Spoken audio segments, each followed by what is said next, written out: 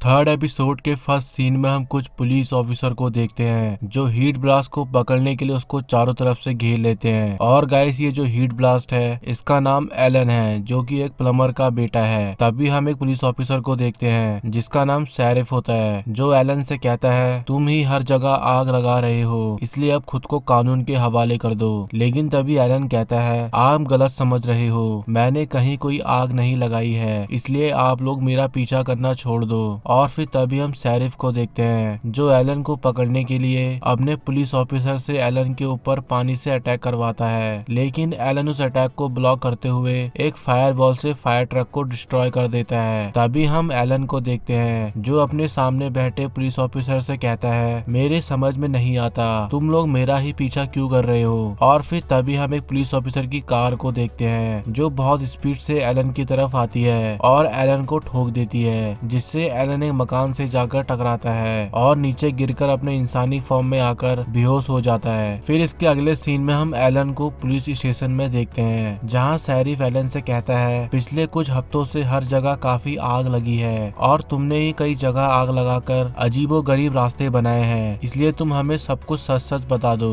लेकिन तभी Elon sheriff से कहता है मैंने ऐसा कुछ नहीं किया है, आप मेरा यकीन करो। और गाइस यहाँ पे एलन सच कह रहा होता है, दरअसल ये काम किसी और का होता है और ये काम किसका है वो आपको थोड़ी देर में पता चल जाएगा। फिर तभी हम शेरिफ को देखते हैं जिसको एलन की बात पर यकीन नहीं होता है और शेरिफ को लगता है कि वो सब अजीबो गरीब चीजें एलन ने ही की है और इसीलिए शेरिफ एलन से उसका प्लम्बर बैज ले लेता है। तभी एलन शेरिफ से कहता है प्लीज वो मुझसे मत लो, वो मुझे मेरे डैड ने दिया था। लेकिन शेरिफ एलन की बात को इग्नोर करते हुए रूम से बाहर निकल जाता है और रूम से बाहर निकलते ही शेरिफ अपने ऑफिसर से कहता है जब तक एलन की कोर्ट में पेशी नहीं हो जाती तब तक इसको यहीं बंद रहने दो। और इतना कहते ही शेरिफ एलन के पापा का प्लम्बर बैज टेबल पर रखकर अपने ऑफिसर को एलन की निगरानी रखने के लिए वहीं छोड़कर चला जाता है। फिर तभी हम प्लम्बर बैज को देखते हैं जो बीप करने लगता है। फिर इसके अगले सीन में हम केविन, ग्वेन और बैन को केविन की कार में देखते हैं। तभी हम केविन को देखते हैं जिसकी जेब में से अचानक प्लम्बर बैज बीप करने लगता है। और फिर तभी हम ग्वेन को देखते हैं जो केविन की जेब में से वो प्लम्बर बैज बाहर निकालकर उसको चेक कर ही रही होती है कि तभी वो प्लम्बर बैज में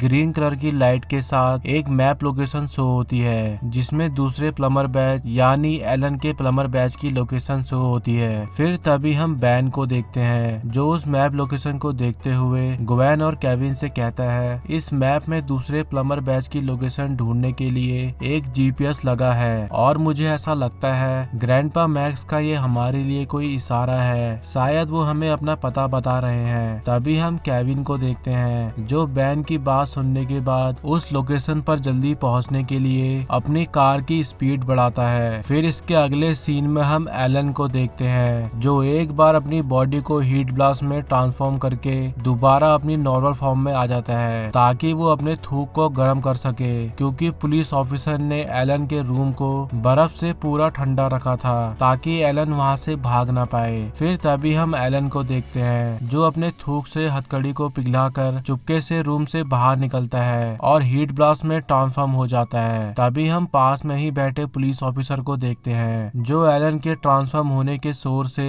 जाग जाता है। तभी हम एलन को देखते हैं जो पुलिस स्टेशन की दीवार में एक बड़ा सा होल करके वहां से भाग जाता है। फिर इसके अगले सीन में हम बैन, ग्वेन और केविन को एलन के प्लम्बर बैच की लोकेशन पर देखते हैं और फिर तभी वो तीनों अपने सामने दीवार में एक बहुत बड़े होल को देखकर उस रूम के अंदर अपने ग्रैंडपा को ढूंढने के लिए चले जाते हैं। फिर तभी हम बैन को देखते हैं जिसको एलन का प्लम्बर बैच मिलता है और बैन को लगता है कि ये प्लम्बर बैच ग्रैंडपा का होगा, इसलिए तभी बैन वो प्लम्बर बैच को केविन और ग्वेन को दिखाते हुए कहता है गाइस हमें इसी से सिग्नल मिल रहा था। तभी ग्वेन कहती है क्या ये बैच ग्रैंडपा का है? तभी बैन कहता है हाँ हो सकता है, और ऐसा भी हो सकता है ग्रैंडपा उस बदमाश का पीछा कर रहे हो जिसने ये होल बनाया है। फिर तभी हम एलन को देखते हैं जिसके पीछे पुलिस ऑफिसर पड़े होते हैं और एलन उनसे बचने के लिए एक ट्रैक्टर के पीछे छुप जाता है है, लेकिन तभी एक पुलिस ऑफिसर एलन को देख लेता है, जिसके बाद सभी पुलिस ऑफिसर वहां आकर एलन को चारों तरफ से घेर लेते हैं। तभी हम एलन को देखते हैं जो उन पुलिस ऑफिसर पे गुस्सा करते हुए कहता है मेरा पीछा करना छोड़ दो,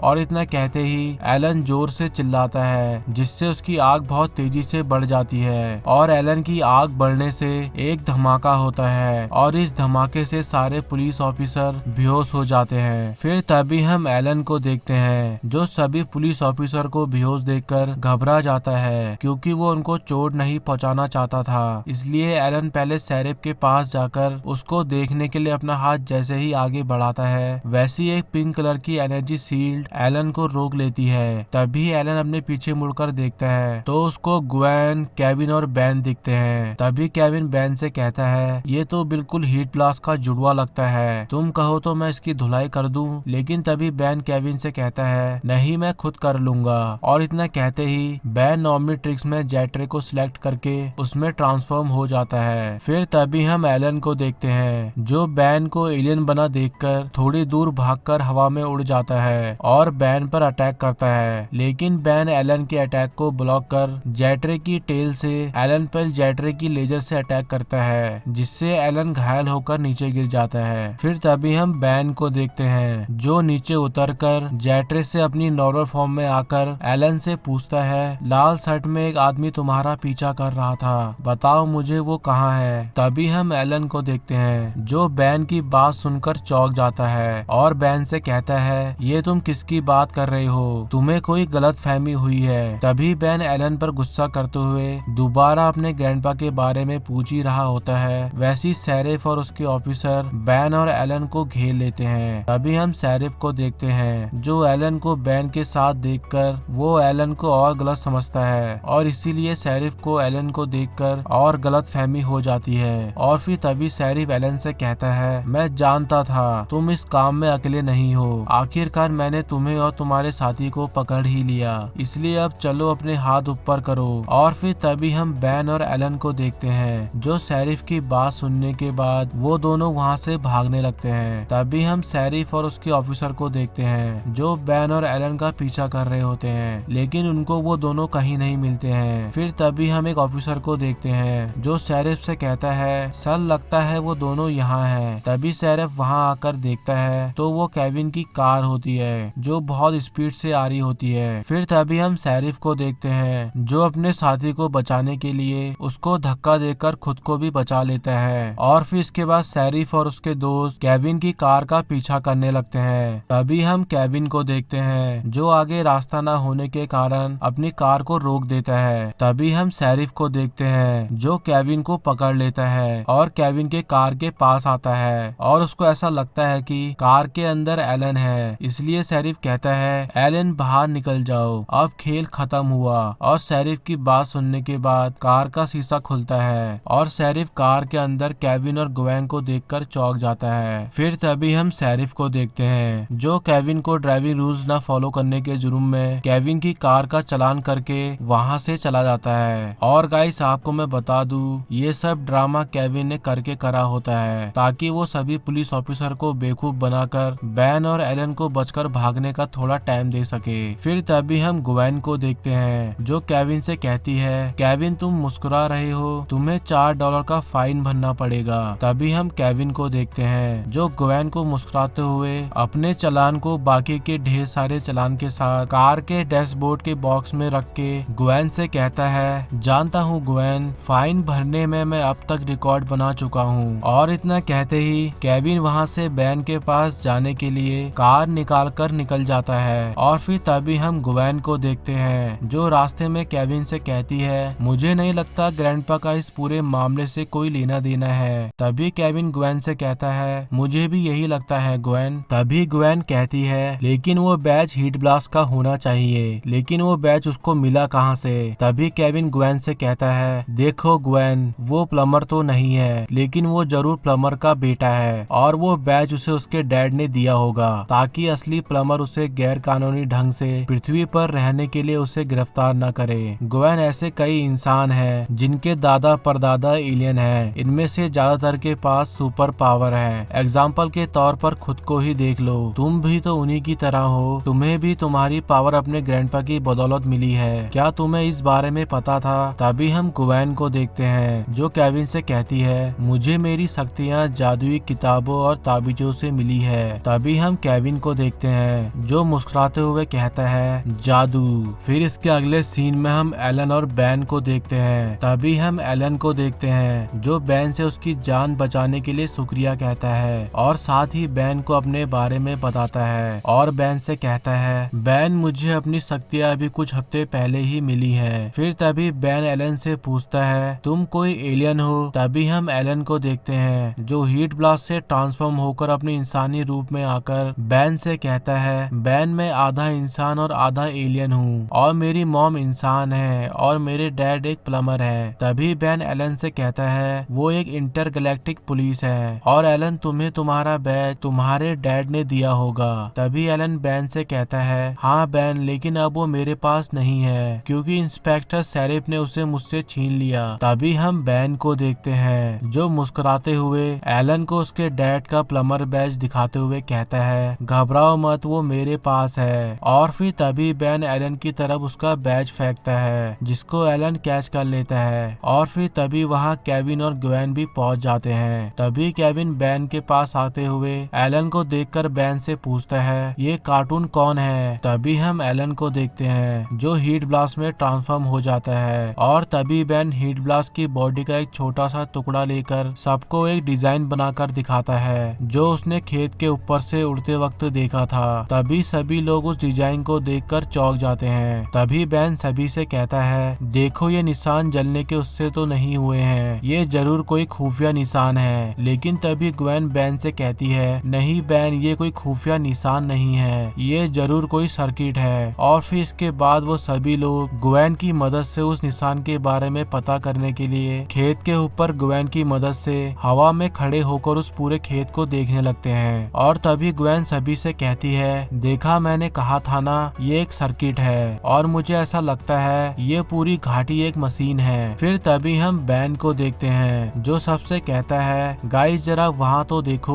और फिर तभी सभी लोग उस जगह को देखने लगते हैं जहाँ से बिजली निकल रही होती है और इसके बाद वो सभी लोग जहाँ से वो बिजली निकल रही थी उसको करीब से देखने के लिए उसके पास जाते हैं। फिर तभी हम उस जगह में एक आदमी को देखते हैं जो खेत को साफ करने के बाद अपने दूसरे साथी को इशारा करता है। तभी हम उस दूसरे आदमी को देखते हैं जो एक स्विच को ऑन करता है और उस स्विच के ऑन होते ही उन आदमियों ने जो खेत साफ करके वहाँ पे रास्ता बनाया होता है उसमें सब जगह से रोशनी निकलने लगती है। और फिर तभी हम देखते हैं उस रोशनी में से एक बहुत बड़ी मशीन निकलती है जो वहाँ का मौसम चेंज करके उस इलाके को ठंडा कर देती है। फिर इसके बाद बैन लोग उस जगह को करीब से देखने के लिए वहाँ जाते हैं। तभी हम केविन को देखते हैं जो हीट ब्लास्ट के सर के ऊपर हाथ रखकर आग सेक रहा होता है। तभी एलन केविन से कहता है ये तुम क्या कर रहे हो? तभी केविन कहता है सॉरी यार, यहाँ वैसे ही बहुत ठंड है। और केविन के इतना कहते ही वहाँ पुलिस ऑफिसर आकर बैन और उसके दोस्तों को घेर लेते हैं। लेकिन तभी हम शेरिफ के पीछे खड़े साथियों को देखते हैं जिनको वो काम करने वाले आदमी जमा देते हैं। तभी हम शेरिफ और उसके साथी को देखते हैं जिस पर वो आदमी अटैक कर देते हैं। लेकिन तभी ग्वेन बीच में आकर उनको बचा लेती है। फिर तभी हम बैन को देखते हैं जो ग्वेन की हेल्प करने के लिए स्वयं फायर में ट्रांसफॉर्म होकर उन खेत वाले आदमियों को ढेर कर देता है। फिर तभी हम केविन को देखते हैं जो बैन के साथ मिलकर उन आदमियों को पीटने लगता है। तभी हम एलन को देखते हैं जिस पर दो आदमी अटैक कर देते हैं लेकिन एलन उनको आसानी से हरा देता है। तभी हम बैन को देखते हैं जो उस खेत वाले आदमी से फाइट कर रहा होता है और फाइट के दौरान बैन के हाथ से उस खेत वाले आदमी का हेलमेट उतर जाता है जिसके बाद हम उस आदमी का असली चेहरा देखते हैं जो कि एक इंसान नहीं बल्कि डीएनए एलियन होता है। फिर तभी हम एलियन को देखते हैं जो बैन पर अटैक कर देता है लेकिन बैन उसके अटैक को ब्लॉक कर उसको हरा देता है। और फिर तभी बैन केविन और ग्वेन से कहता है गाइस तुम्हें याद है इनकी शिप में कितनी ठंड थी? मुझे लगता है इन्हें शायद अपने लिए ठंडे मौसम की जरूरत है, इसीलिए ये लोग ये सब कर रहे हैं। इसका मतलब ये हुआ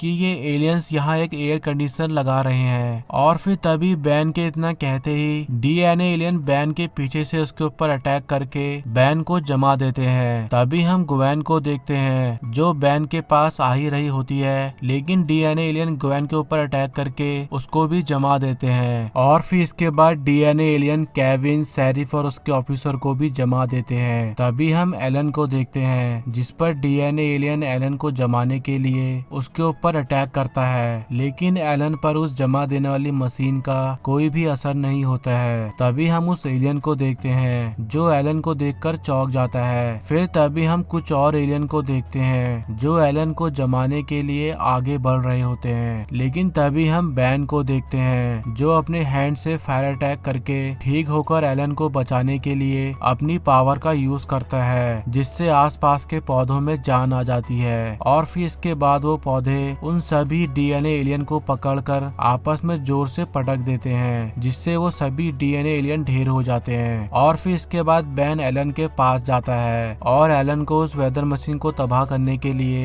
एलन को एक प्लान समझाता है, जिसमें बैन एलन से कहता है तुम ऊपर वाले एलियन को संभालो, मैं नीचे से इस मशीन को तबाह करता हूँ। तभी एलन बैन की बात सुनने के बाद बैन से कहता है कोशिश करके देखता हूँ, वैसे भी मुझे उड़ना नहीं आता। तभी बैन एलन की बात सुनने के बाद मुस्कुराते हुए एलन से कहता है शुरुआत में मुझे भी परेशानी हुई थी, चलो मैं तुम्हें एक अच्छी तरकीब बताता हूँ। और इसके बाद हम एलन को देखते हैं जो बैन की बताई नई उड़ने की टेक्निक से ऊपर खड़े सभी डीएनए एलियन को हराकर बैन को थंब का इशारा करता है। फिर तभी हम बैन को देखते हैं जो एलन को थंब का इशारा करते हुए उस मशीन को तबाह करने के लिए उसके पास जाता है, लेकिन तभी दो डीएनए एलियन बैन पर अटैक करते हैं। तभी हम बैन को देखते हैं जो उन डीएनए एलियन पर फायर बॉल से अटैक करके उन दोनों डीएनए एलियन को खत्म कर देता है। और फिर इसके बाद बैन उस बड़ी सी मशीन पर अपना सारा जोर लगाकर उस मशीन को तबाह कर देता है। और उस मशीन के तबाह होते ही वहाँ का मौसम भी पहले जैसा हो जाता है। और फिर इसके बाद हम एलन को देखते हैं जो शेरिफ की बर्फ पिघलाकर उसको ठीक कर देता है। तभी शेरिफ होश में आते ही पूछता है वो सब एलियन भाग गए क्या। तभी हम बैन को देखते हैं जो एलन को शेरिफ के बार बार के झमेले से बचाने के लिए एलन की मदद करने के लिए शेरिफ से कहता है नहीं शेरिफ, एलन ने उन एलियन को हराकर उनकी वेदर मशीन तबाह करी और अपनी गर्मी की मदद से आप सब पर से बर्फ हटाई। तभी बैन की बात सुनने के बाद केविन पीछे से कहता है हमने भी तो मदद की थी। तभी बैन कहता है हाँ बस थोड़ी सी। फिर तभी हम एलन को देखते हैं जो हीट ब्लास्ट से अपनी नॉर्मल फॉर्म में आ जाता है। तभी बैन एलन से कहता है तुम हमारी टीम में ज्वाइन होना चाहोगे, तुम्हारी खास ताकत के उससे हम ढेरों एलियंस को ढेर कर सकते हैं। लेकिन तभी हम शेरिफ को देखते हैं जो बैन से कहता है ये कहीं नहीं जा सकता, इसे तो अभी हमारे साथ मिलकर बाकी एलियंस को ढूंढना है जो अभी भी कहीं इस शहर में छुपे हुए हैं। फिर तभी हम एलन को देखते हैं जो बैन से कहता है बैन तुम्हें जब भी कभी मेरी जरूरत पड़े तो बुला लेना। और इसी के साथ थर्ड एपिसोड भी यहीं पे खत्म हो जाता है।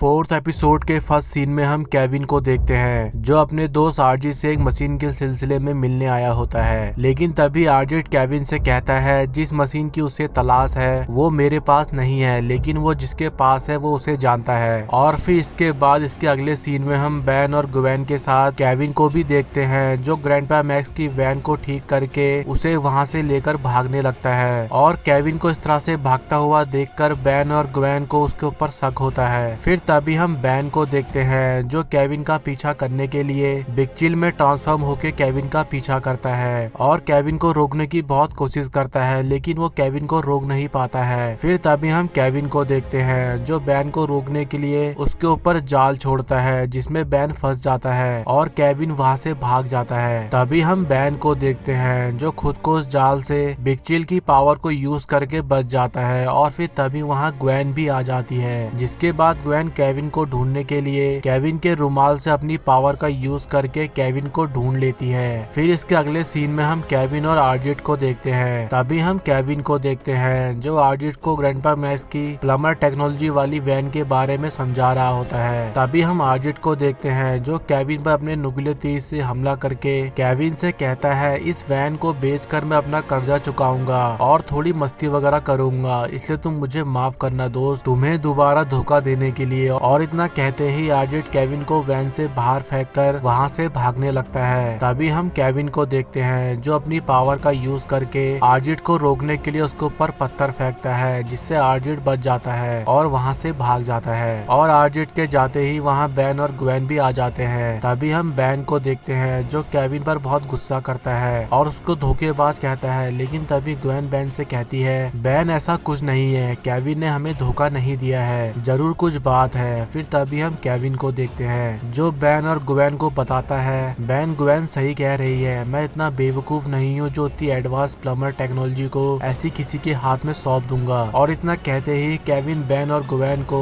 वैन में अपने लगाए ट्रैकिंग डिवाइस की मदद से वैन की लोकेशन दिखाता है। और फिर इसके बाद बैन, ग्वेन और केविन वैन वाली लोकेशन पर पहुंच जाते हैं और वैन वाली लोकेशन पर पहुंचकर वो देखते हैं कि आर्जिट ने वैन के सारे पार्ट्स बेच दिए हैं। और ये देखकर वो तीनों आर्जिट को पकड़ने के लिए उसका दोबारा आने का इंतजार करने के लिए वहीं रुक जाते हैं। फिर थोड़ी देर के बाद हम आर्जिट को देखते हैं जो वैन के अंदर से उसका एक पार्ट्स लेकर निकल ही रहा होता है कि तभी ग्वेन, बैन और केविन उसको घेर लेते हैं, जिसके बाद आर्जिट खुद को बचाने के लिए वहाँ से भागने लगता है। तभी हम बैन को देखते हैं जो आर्जिट का पीछा करता है और उसको रोकने के लिए ओमनिट्रिक्स में एको एलियन सेलेक्ट करके उसमें ट्रांसफॉर्म होकर अपने कुछ क्लोन बनाकर आर्जिट का पीछा करता है और उसको चारों तरफ से घेर लेता है। तभी हम आर्जिट को देखते हैं जो सभी एको पर अपने कांटों से हमला करता है, जिससे सभी एको नीचे गिर जाते हैं। लेकिन तभी वहाँ बैन की मदद करने के लिए केविन और ग्वेन भी आ जाते हैं, लेकिन आर्जिट उन दोनों के हमला करने से पहले ही उनके ऊपर हमला कर देता है, जिससे वो दोनों बेहोश हो जाते हैं। फिर इसके बाद हम बैन को देखते हैं जो आर्जिट पर अपने बाकी क्लोन की मदद से उसके ऊपर अपने सोनिक साउंड से अटैक करता है। तभी हम आर्जिट को भी देखते हैं जो सभी क्लोन पर अपने कांटों से हमला करता है, लेकिन बैन के हमले के सामने उसका हमला बेकार हो जाता है और आर्जिट के कांटे उसको ही आकर लग जाते हैं, जिससे वो बेहोश हो जाता है। और फिर थोड़ी देर के बाद जब आर्जिट को होश आता है तो हम बैन, ग्वेन और केविन को देखते हैं जो आर्जिट से पूछते हैं ये सब क्या चक्कर है। तभी आर्जिट कहता है इस सब वजह की जड़ केविन है, इस पर कभी भरोसा मत करना, ये तुम्हारी ग्रैंडपा की गाड़ी को किसी को बेचने वाला था। तभी हम बैन को देखते हैं जो आर्जिट की बात सुनकर केविन को धोखेबाज कहकर उसकी बुराई करता है और उससे कहता है तुम चुप क्यों हो, तुम्हें अपनी सफाई में कुछ कहना नहीं है। तभी केविन बैन से कहता है अगर मुझे कुछ कहना भी होता तो मैं तुमसे क्यों कहूंगा।